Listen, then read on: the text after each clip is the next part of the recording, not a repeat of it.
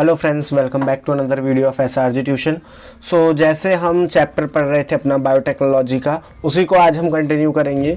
और आज की वीडियो में हम जानेंगे selection of recombinant and transformant के बारे में। मतलब कि आज की वीडियो में हम पढ़ेंगे कि किस तरीके से हम रिकॉम्बिनेंट्स एंड ट्रांसफॉर्मेंट्स को अलग करते हैं नॉन रिकॉम्बिनेंट्स और नॉन ट्रांसफॉर्मेंट में से।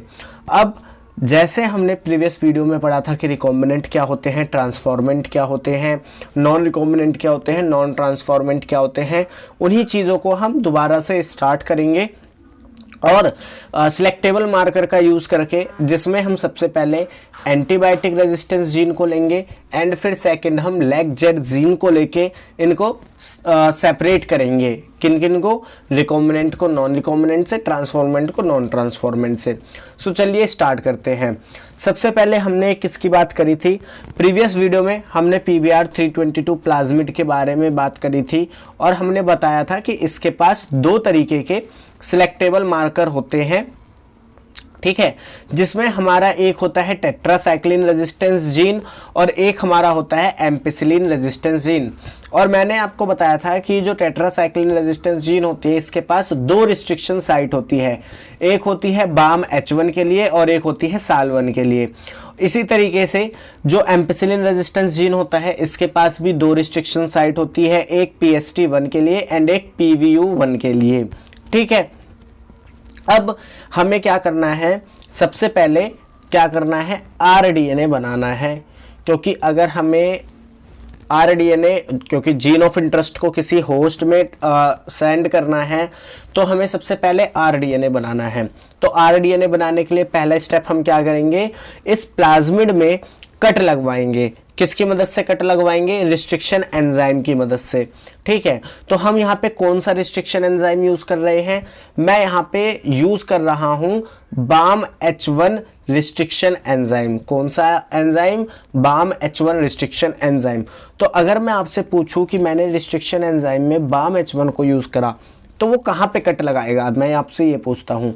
तो BAM-H1 की जो रिस्ट्रिक्शन साइट है वो टेट्रासाइक्लिन रेजिस्टेंस जीन में प्रेजेंट होती है। तो जो BAM-H1 है वो टेट्रासाइक्लिन रेजिस्टेंस जीन को कट करेगा। अब अगर BAM-H1 टेट्रासाइक्लिन रेजिस्टेंस जीन में कट करेगा तो जो टेट्रासाइक्लिन रेजिस्टेंस जीन है वो इनएक्टिवेट हो जाएगी, और इस चीज को हमने क्या कहा था? इंसर्शनल इनएक्टिवेशन कहा था, ठीक है। साथ ही साथ हमने यहाँ पे लाइगेज एंजाइम भी जोड़ दिया, जो कि क्या करेगी? जो भी हमारा जीन ऑफ इंटरेस्ट है या हमारा डिजायर्ड DNA है उसको प्लाज्मिड के साथ जोड़ेगी या फिर रीलाइगेशन भी करा सकती है। तो हमने क्या करा? एक कंटेनर में कई सारे प्लाज्मिड लिए और उसमें जो हमारा जीन इंटरेस्ट डिजायर्ड DNA था या जीन ऑफ इंटरेस्ट था उसको डाल दिया, हमने BAM-H1 रिस्ट्रिक्शन एंजाइम डाल दिया और हमने लाइगेज एंजाइम डाल दिया। अब यहाँ पे BAM-H1 ने कट करा, ठीक है। सबसे पहले BAM-H1 ने इन दोनों को कट कर दिया अपनी रिस्ट्रिक्शन साइट पे। अब यहाँ पे दो केसेस हो सकते हैं। पहला केस क्या होता है कि रीलाइगेशन हो जाए, जैसे मैंने प्रीवियस वीडियो में बताया था कि जिस पीस ऑफ DNA को काट के हटाया है BAM-H1 ने वही आके वापस जुड़ जाए, तो इसको हम बोलेंगे रीलाइगेशन हो जाना। तो अगर रीलाइगेशन होता है तो वहां पे हमारा नॉन रिकॉम्बिनेंट बन जाता है। नॉन रिकॉम्बिनेंट यहां पे हमने इसको क्यों बोला? क्योंकि यहां पे दो अलग अलग तरीके के DNA आके नहीं जुड़े, इसलिए हमने इसको नॉन रिकॉम्बिनेंट बोला। वहीं दूसरी तरफ अगर मान लो वहां पे BAM-H1 ने जहां कट करा उस जगह पे हमारा डिजायर्ड DNA या इंटरेस्ट जीन ऑफ इंटरेस्ट जिसे हम बोल रहे हैं वो आके अटैच हो जाए तो हमारा रिकॉम्बिनेंट DNA फॉर्म होगा। और रिकॉम्बिनेंट DNA फॉर्म होने की वजह से, या कह सकते हो रिकॉम्बिनेंट DNA फॉर्म क्यों होगा? रिकॉम्बिनेंट DNA इसलिए फॉर्म होगा क्योंकि यहाँ पे हमारे डिजायर्ड DNA या जीन ऑफ इंटरेस्ट का इंसर्शन हो गया, इसकी वजह से यहाँ पे रिकॉम्बिनेंट फॉर्म हुआ। अब ये दोनों केस हमने पढ़ लिए। तो हो सकता है कुछ में हमारे नॉन रिकॉम्बिनेंट बनेंगे, कुछ में हमारे रिकॉम्बिनेंट बनेंगे। अब हम क्या करेंगे? इस पूरी चीज को ट्रांसफर करेंगे होस्ट सेल्स में। क्या करेंगे? इन सबको ट्रांसफर करेंगे होस्ट सेल्स में, और इसी प्रोसेस को हम क्या बोलेंगे? ट्रांसफॉर्मेशन। हमने क्या करा? इन चीजों को ट्रांसफर करा किसमें, होस्ट में, और इस प्रोसेस को हमने क्या बोला, ट्रांसफॉर्मेशन बोला। अब देखिए जब मैंने रिकॉम्बिनेंट डीएनए और नॉन रिकॉम्बिनेंट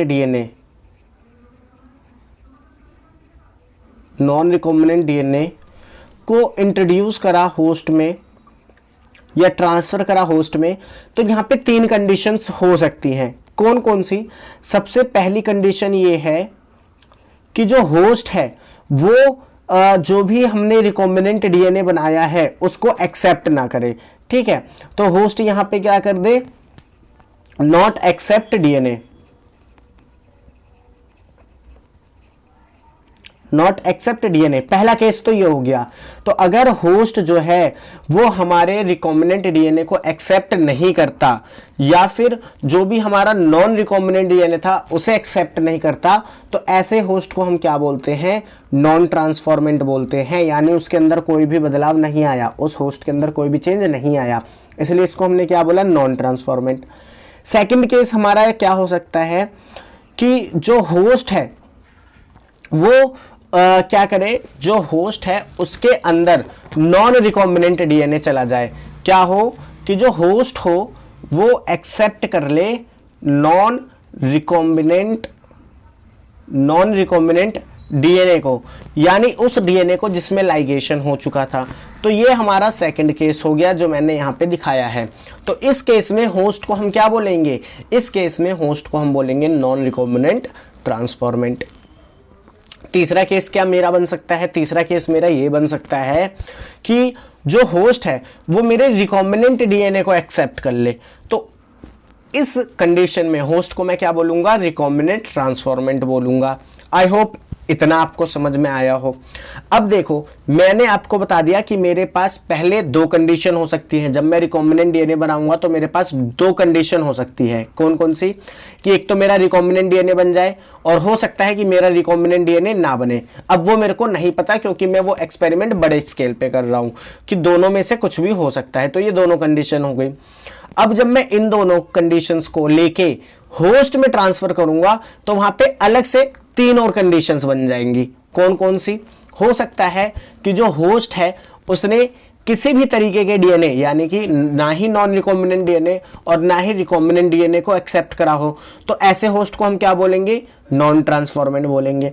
दूसरा केस क्या है, दूसरा केस ये है कि जो होस्ट सेल थी उसने नॉन रिकॉम्बिनेंट डीएनए को एक्सेप्ट कर लिया, तो ऐसे होस्ट को हम क्या बोलेंगे, नॉन रिकॉम्बिनेंट ट्रांसफॉर्मेंट।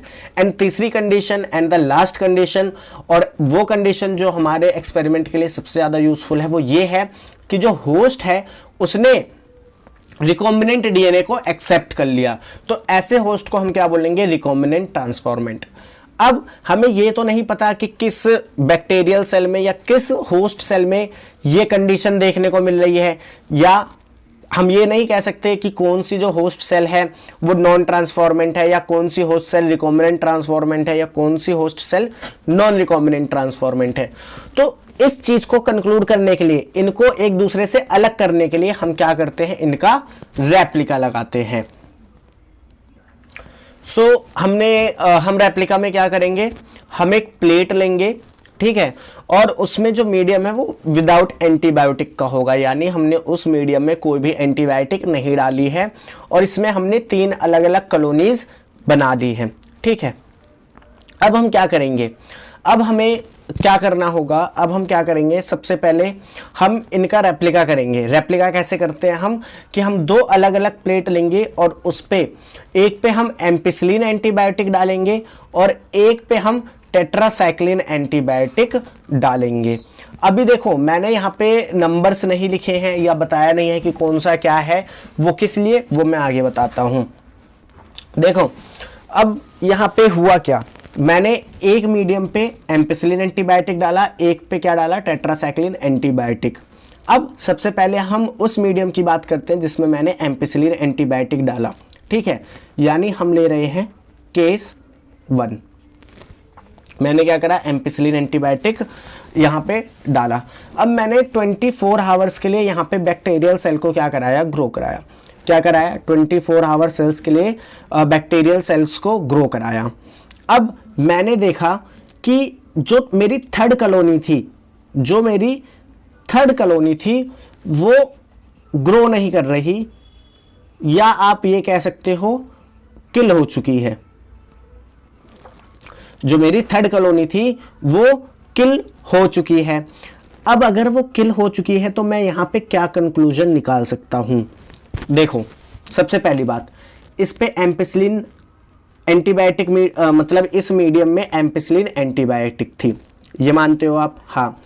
अब एम्पिसिलिन, अगर इस पे एम्पिसिलिन एंटीबायोटिक थी तो ये उन बैक्टीरिया को अफेक्ट नहीं करेगा जिनके पास एम्पिसिलिन रेजिस्टेंस जीन हो।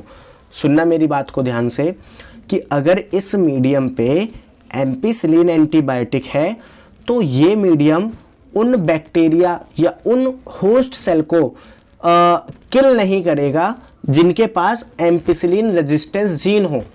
ठीक है, तो ऐसा किन केस में हो सकता है?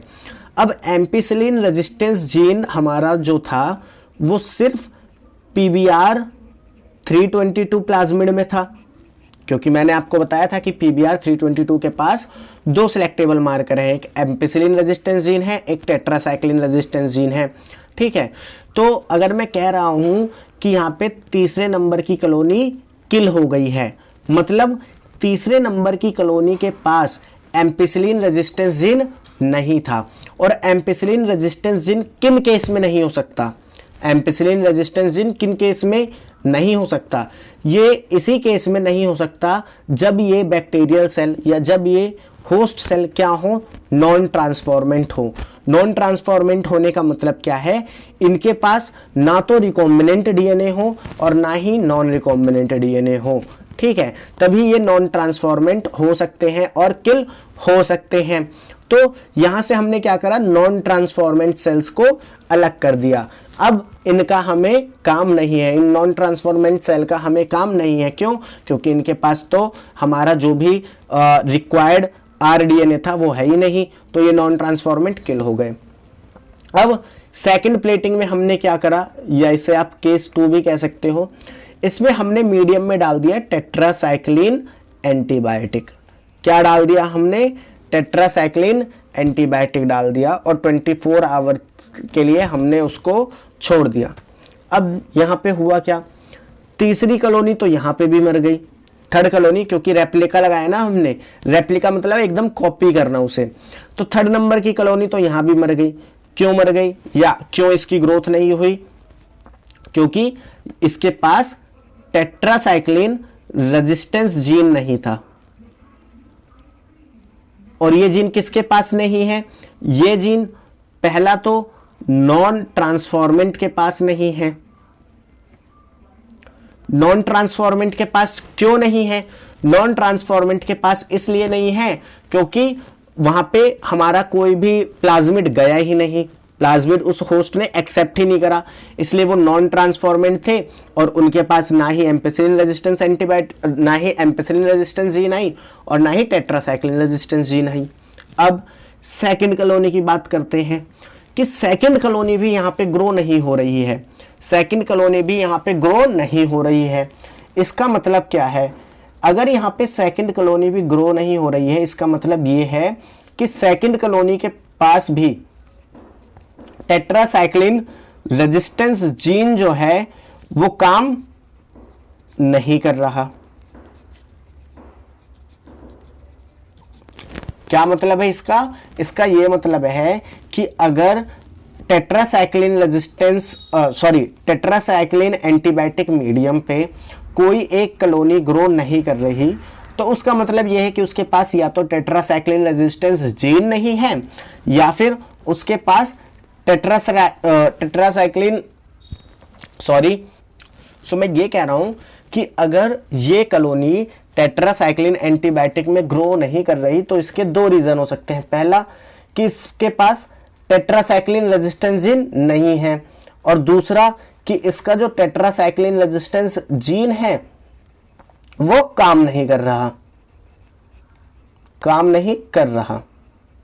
ठीक है, अब आप बोलोगे कि इन दोनों में से कोई भी कंडीशन हो सकती है, तो हम पहचानेंगे कैसे कि ये हमारा रिकॉम्बिनेंट है या नहीं है? तो ये देखो, अब यहाँ पे मैं पहली वाली प्लेटिंग पे वापस जाना चाहूंगा। आपने यहां देखा था कि यहाँ पे जो दूसरी नंबर की कॉलोनी थी वो ग्रो कर रही थी। ग्रो कर रही थी इसका मतलब क्या है कि इसके पास एम्पिसिलिन रेजिस्टेंस जीन था। एम्पिसिलिन रेजिस्टेंस जीन होने का मतलब क्या है कि इसके पास, इस होस्ट कॉलोनी के पास मेरा जो PBR 322 वेक्टर था वो था, तभी तो ये एम्पिसिलिन एंटीबायोटिक पे ग्रो कर पाई, क्योंकि PBR 320 पे एम्पिसिलिन रेजिस्टेंस जीन था। तो यहाँ पे आप दिमाग लगाओ और दौड़ाओ और ये बताओ कि अगर इसके पास एम्पिसिलिन रेजिस्टेंस जीन है तो टेट्रासाइक्लिन रेजिस्टेंस जीन भी होगा, क्योंकि दोनों कॉलोनी तो सेम है, क्योंकि हमने रेप्लिका लगाया है, सेम कॉपी करा है। तो इसके पास एम्पिसिलिन रेजिस्टेंस जीन है और टेट्रासाइक्लिन रेजिस्टेंस जीन है। तो एम्पिसिलिन पे तो ये, एम्पिसिलिन एंटीबायोटिक तो ये ग्रो कर गया, लेकिन टेट्रासाइक्लिन पे नहीं कर रहा। अब ये क्यों नहीं कर रहा? इस यहां पे आता है इंसर्शनल इनएक्टिवेशन का कॉन्सेप्ट। तो वो कॉन्सेप्ट क्या था? क्योंकि हमने जो PBR 322 प्लाज्मिड था उसके टेट्रासाइक्लिन रेजिस्टेंस जीन पे अपने डिजायर DNA को इंट्रोड्यूस करा था, तो उसकी वजह से टेट्रासाइक्लिन जीन क्या हो गया? इनएक्टिवेट हो गया और ये काम नहीं कर रहा। इसकी वजह से ये जो सेकंड नंबर की कॉलोनी है ये टेट्रासाइक्लिन एंटीबायोटिक पे ग्रो नहीं कर रही, और जो पहली वाली कॉलोनी है वो दोनों जगह ग्रो कर रही है। क्यों? क्योंकि इसके पास टेट्रासाइक्लिन रेजिस्टेंस जीन भी है जो इनएक्टिवेट नहीं हुआ क्योंकि रीलाइगेशन हो गया था, है ना, और एम्पिसिलिन रेजिस्टेंस जीन तो था ही पहले से। तो यहां से हमने क्या करा? यहां से हमने बता दिया कि ये जो सेकंड नंबर की कॉलोनी है ये मेरी रिकॉम्बिनेंट ट्रांसफॉर्मेंट है। और मैंने ये कैसे बताया? मैंने ये ऐसे बताया क्योंकि हमने रेप्लिका लगाया। रेप्लिका मतलब एकदम कॉपी करा। तो पहले केस में जो सेकंड नंबर की कॉलोनी थी वो ग्रो कर रही थी, लेकिन सेकंड केस में नहीं कर रही थी।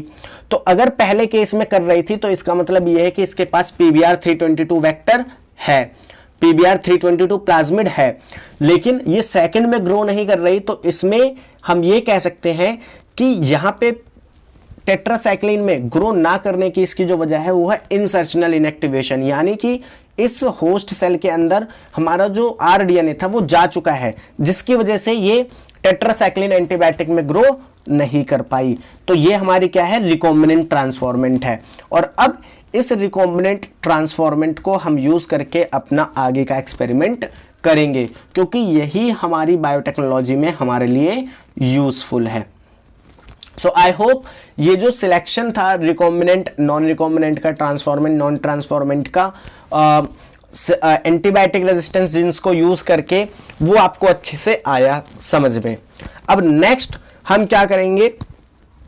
जब हमें पता चल गया कि जो सेकंड नंबर की कॉलोनी है ये हमारी रिकॉम्बिनेंट ट्रांसफॉर्मेंट है, तो हम इस ओरिजिनल प्लेट से जहां से हमने रेप्लिका लगाया था वहां से सेकंड नंबर की कॉलोनी को आइसोलेट करेंगे और उसको आगे अपने एक्सपेरिमेंट में यूज करेंगे।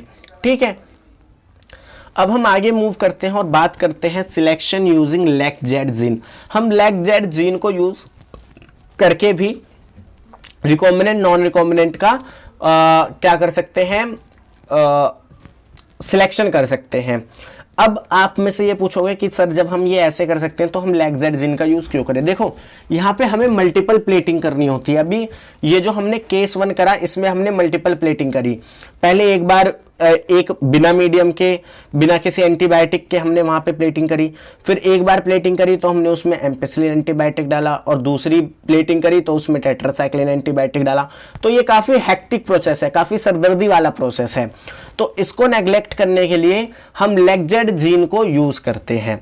अब LAC-Z जीन को सबसे पहले आपको पता होना चाहिए कि ये काम क्या करता है। तो जो LAC-Z जीन है ये कोड करता है बीटा गैलेक्टोसिडेज एंजाइम के लिए। क्या करता है? LAC-Z जीन जो है वो कोड करता है बीटा गैलेक्टोसिडेज एंजाइम के लिए। अब बीटा गैलेक्टोसिडेज एंजाइम क्या करता है? जब बीटा गैलेक्टोसिडेज एंजाइम को लैक्टोज मिलता है तो वो लैक्टोज को तोड़ देता है ग्लूकोज और गैलेक्टोज में। किसमें? ग्लूकोज और गैलेक्टोज में। अब ये जो ग्लूकोज होता है ये किसी क्रोमोजेनिक सब्सटेंस के साथ ब्लू कलर देता है। क्या करता है, ये जो ग्लूकोज होता है क्रोमोजेनिक सब्सटेंस के साथ ब्लू कलर होता है। अब ये क्रोमोजेनिक सब्सटेंस आप आयोडीन भी ले सकते हो, क्योंकि ग्लूकोज आयोडीन के साथ ब्लू कलर देता है। तो मैंने क्या बताया कि जो ग्लूकोज है वो क्रोमोजेनिक सब्सटेंस के साथ ब्लू कलर देता है। ये हमें क्या बताता है, ये हमें ये बताता है कि अगर बीटा गैलेक्टोसिडेज लैक्टोज के साथ है और वो ब्लू कलर की कॉलोनी दे रहा है, इसका मतलब ये है कि जो बीटा गैलेक्टोसिडेज है वो फंक्शनल है। हमें पहली बात ये पता चल गई। लेकिन अगर मान लो बीटा गैलेक्टोसिडेज को मैं लैक्टोज के साथ रख रहा हूं और वहां पे ब्लू कलर की कॉलोनी नहीं आ रही, तो मैं वहां पे ये कंक्लूजन निकालूंगा कि जो बीटा गैलेक्टोसिडेज है वो काम नहीं कर रहा। क्यों? क्योंकि वहां पे ग्लूकोज नहीं बन रहा होगा, और ग्लूकोज नहीं बन रहा होगा तो वो आयोडीन के साथ ब्लू कलर नहीं देगा। तो यहां इस कॉन्सेप्ट को यूज करके हम रिकॉम्बिनेंट नॉन रिकॉम्बिनेंट या ट्रांसफॉर्मेंट नॉन ट्रांसफॉर्मेंट को अलग अलग करते हैं। सो देखिए यहाँ पे मैं क्या कर रहा हूँ, एक प्लाज्मिड ले रहा हूँ जिसका नाम है PUC8। एनसीईआरटी में क्या करा है, आपको बिना प्लाज्मिड का नाम बताए वहां पे बता दिया गया है कि कैसे कैसे करा जाए। लेकिन यहाँ पे मैंने आपको एक फेवर कर दिया है, या इसकी कोई ज़रूरत भी नहीं है, मैंने आपको प्लाज्मिड का नाम बता दिया है। इस प्लाज्मिड में क्या है, एक एम्पिसिलिन रेजिस्टेंस जीन है और लैक-जेड जीन है।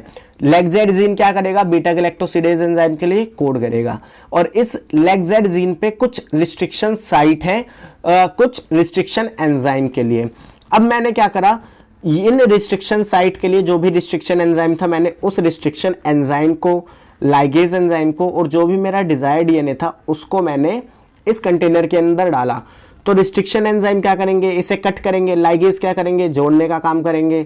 किसको, डिजायर्ड डीएनए और मेरे प्लाज्मिड को, या फिर जिस पोर्शन को काट के अलग करा उसी को वापस जोड़ देगा। तो यहां पे भी दो कंडीशन होगी, एक तो नॉन रिकॉम्बिनेंट बन जाएगा और एक रिकॉम्बिनेंट बन जाएगा। नॉन रिकॉम्बिनेंट कब बनेगा, जब लाइगेज जो है रीलाइगेशन करा देगा, और नॉन रिकॉम्बिनेंट रिकॉम्बिनेंट कब बनेगा, जब डिजायर्ड डीएनए मेरा उससे अटैच हो जाएगा, जैसे मैंने यहाँ पे आपको दिखाया है। अब मैं क्या करूंगा, अब मैं इसको ट्रांसफर कर दूंगा किसमें, होस्ट में। किसमें ट्रांसफर कर दूंगा, मैं होस्ट सेल में ट्रांसफर कर दूंगा। तो होस्ट सेल में ट्रांसफर करा तो वही फिर से तीन केसेस बन सकते हैं। एक तो नॉन ट्रांसफॉर्मेंट होस्ट बन जाएगा, यानी उस होस्ट ने दोनों में से किसी भी तरीके के डीएनए को एक्सेप्ट नहीं करा। सेकंड, मेरा नॉन रिकॉम्बिनेंट ट्रांसफॉर्मेंट बन सकता है, यानी उस होस्ट ने नॉन रिकॉम्बिनेंट डीएनए को एक्सेप्ट कर लिया। तीसरा, मेरा रिकॉम्बिनेंट ट्रांसफॉर्मेंट बन सकता है, मतलब कि जो होस्ट सेल है उसने रिकॉम्बिनेंट डीएनए को एक्सेप्ट करा है। तो ये तीनों केसेस बन सकते हैं। चलिए अब मैं क्या कर रहा हूं, इनकी एक सिंगल प्लेटिंग कर रहा हूं। इनकी क्या कर रहा हूं, एक सिंगल प्लेटिंग कर रहा हूं। ठीक है, कैसे, देखो, एक तो हमने ये ओरिजिनल प्लेटिंग कर दी। अब हमने क्या करा, इनका रेप्लिका लगाया। किस पे, हमने इनका रेप्लिका लगाया एक ऐसे मीडियम पे जिसमें एम्पिसिलिन एंटीबायोटिक है। क्या क्या है, हमने इनका रेप्लिका लगाया एक ऐसे मीडियम पे जिसपे एम्पिसिलिन एंटीबायोटिक है, क्रोमोजेनिक सब्सटेंस है और लैक्टोज है। क्रोमोजेनिक सब्सटेंस क्यों हमने लगाया, क्योंकि क्रोमोजेनिक सब्सटेंस जो है वो ग्लूकोज के साथ मिलके क्या देगा, ब्लू कलर देगा, जिससे हमें पता चलेगा कि बीटा गैलेक्टोसिडेज काम कर रहा है या नहीं कर रहा। ठीक है, अब देखो यहां पे हुआ क्या, क्योंकि मैंने यहां पे एम्पिसिलिन एंटीबायोटिक डाला था। ठीक है, तो जो नॉन ट्रांसफॉर्मेंट है, यानी जिनके पास मेरा प्लाज्मिड ही नहीं है, जिनके पास मेरा प्लाज्मिड ही नहीं है, यानी मेरा प्लाज्मिड नहीं है, तो ये नॉन ट्रांसफॉर्मेंट है। अब इनके पास प्लाज्मिड नहीं है नॉन ट्रांसफॉर्मेंट्स के पास, तो इनके पास एम्पिसिलिन रेजिस्टेंस जीन भी नहीं होगा, और एम्पिसिलिन रेजिस्टेंस जीन नहीं है तो ये एम्पिसिलिन एंटीबायोटिक की प्रेजेंस में ग्रो नहीं कर पाएंगे, तो ये कोई भी कॉलोनी प्रोड्यूस नहीं करेंगे। तो यहां से नॉन ट्रांसफॉर्मेंट एलिमिनेट हो गए। अब सेकंड देखो, सेकंड ये है क्योंकि यहां पे लैक्टोज भी प्रेजेंट है, ठीक है, और क्रोमोजेनिक सब्सटेंस भी प्रेजेंट है, ठीक है, और प्लाज्मिड के अंदर लैक-जेड जीन भी है। प्लाज्मिड के अंदर लैक-जेड जीन भी है जो कोड करेगा बीटा गैलेक्टोसिडेज के लिए। तो यहां पे जो लैक-जेड जीन है उसने कोड करा बीटा गैलेक्टोसिडेज के लिए। किसके लिए कोड करा, बीटा गैलेक्टोसिडेज के लिए कोड करा। अब अगर बीटा गैलेक्टोसिडेज बन रहा है, बीटा गैलेक्टोसिडेज बन रहा है तो वो क्या करेगा, लैक्टोज को तोड़ देगा ग्लूकोज में और गैलेक्टोज में। क्या करेगा, अगर बीटा गैलेक्टोसिडेज एंजाइम बन रहा है तो वो लैक्टोज को तोड़ देगा ग्लूकोज में और गैलेक्टोज में, और अगर ग्लूकोज बन रहा है तो वो क्रोमोजेनिक सब्सटेंस के साथ मिलकर ब्लू कलर की कॉलोनी देगा। ठीक है, ब्लू कलर की कॉलोनी देगा। तो यहाँ पे ब्लू कलर की कॉलोनी मेरे को देखने को मिल रही है। अब अगर यहाँ पे मेरे को ब्लू कलर कॉलोनी की देखने को मिल रही है तो यहाँ से अब उल्टा सोचना चालू कर दो, क्या कि अगर ब्लू कलर कॉलोनी देखने को मिल रही है मतलब ग्लूकोज बना है। अगर ग्लूकोज बना है तो इसका मतलब यह है कि लैक्टोज टूट रहा है। लैक्टोज क्या है, टूट रहा है, तभी मेरा ग्लूकोज बन रहा है। अब लैक्टोज को ग्लूकोज में तोड़ता कौन है, बीटा गैलेक्टोसिडेज एंजाइम। यानी मेरा बीटा गैलेक्टोसिडेज एंजाइम क्या है, बन रहा है। और अगर मेरा बीटा गैलेक्टोसिडेज एंजाइम बन रहा है मतलब जो लेक जेड जीन है, जो लेक जेड जीन है वो क्या है, फंक्शनल है। फंक्शनल होने का मतलब क्या है कि यहां पे इंसर्शनल इनएक्टिवेशन नहीं हुआ। और अगर इंसर्शनल इनएक्टिवेशन नहीं हुआ इसका मतलब क्या है कि यहां पे जो मेरा डिजायर डीएनए में इंट्रोड्यूस करना चाहता था आरडीएनए बनाने के लिए वो इंट्रोड्यूस नहीं हुआ। मतलब ये क्या है, नॉन रिकॉम्बिनेंट ट्रांसफॉर्मेंट है। तो याद रखो कि जो नॉन रिकॉम्बिनेंट ट्रांसफॉर्मेंट है वो ब्लू कलर कॉलोनी देंगे। अब तीसरी कॉलोनी पे आ जाते हैं, सॉरी दूसरी कॉलोनी पे आ जाते हैं। मैं देख रहा हूं कि दूसरी कॉलोनी मेरे को व्हाइट कलर की मिली। अब व्हाइट कलर की कॉलोनी मिलने का मतलब क्या है कि यहां पे उल्टा सोचना चालू कर दो। मेरे को ब्लू कलर की कॉलोनी नहीं मिली। ब्लू कलर कॉलोनी नहीं मिली इसका मतलब क्या है, अगर मेरे को ब्लू कलर कॉलोनी नहीं मिली तो इसका मतलब यह है कि यहां पे ग्लूकोज नहीं बन रहा। अगर मेरे को ग्लूकोज नहीं मिल रहा इसका मतलब यह है कि जो लैक्टोज है वो टूट नहीं रहा। और अगर लैक्टोज नहीं टूट रहा तो इसका मतलब है कि बीटा गैलेक्टोसिडेज नहीं बन रहा। और अगर बीटा गैलेक्टोसिडेज नहीं बन रहा इसका मतलब क्या है कि लेक जेड जीन जो है काम नहीं कर रहा है। और अगर लेक जेड जीन काम नहीं कर रहा है तो इसका मतलब क्या है कि इंसर्शनल इनएक्टिवेशन हुआ है। और अगर इंसर्शनल इनएक्टिवेशन हुआ है तो इसका मतलब यह है कि जो मेरा डिजायर डीएनए था वो प्लाज्मिड के साथ अटैच हो गया है, इसीलिए वो इंसर्शनल इनएक्टिवेशन कॉज कर रहा है। और इस तरीके से हम सिर्फ सिंगल प्लेटिंग में ही नॉन रिकॉम्बिनेंट ट्रांसफॉर्मेंट को अलग कर लेंगे। सो आई होप ये जो पूरा प्लेटिंग का मेथड था और जो सेपरेशन था ये आपको समझ में आया हो। ये बोर्ड एग्जामिनेशन में भी बहुत ज़्यादा पूछता है, बच्चे बहुत कंफ्यूज भी रहते हैं। तो अगर आपको समझ में आया हो और अच्छी लगी हो वीडियो तो इस वीडियो को लाइक करना, अपने दोस्तों के साथ शेयर करना ताकि उनको भी ये टॉपिक अच्छे से समझ में आए।